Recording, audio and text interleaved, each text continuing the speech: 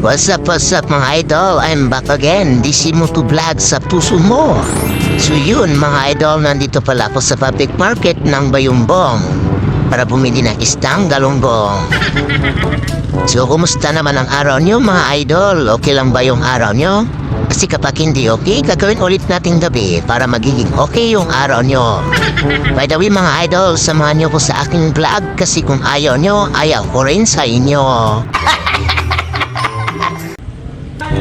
So ayan, bibili na ako ng istang galunggong. Pamprito ko lang mga idol kasi nagsawa na ako sa mga lutong restaurant. Kaya ako naman ang magluto ngayon, pero prito lang mga idol. At yan, kinilo na nga ni idol at pinalot na sa plastic. At pagkatapos ay inabot ko na yung bayad para makaalis na. Pauwi na ako mga idol at para ako'y makapagluto na. Alam niyo ba kung anong teknik para i-nostalgic kapag napiprito kay mga idol? Panoorin niyo hanggang dulo mga idol. Bawat ngiti mo pinipini atin ang sandali. At yan, palabas na ako sa palengke mga idol.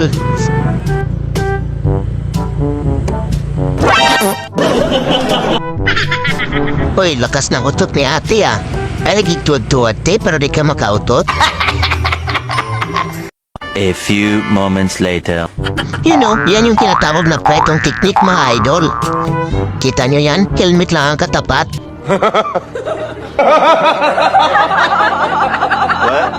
Para iwas talsik mga idol. Yan yung teknik ni Disimo to vlog. O diba? Di ka na matatalsikan, naka-jacket ka pa. Hanggang sa muli mga idol.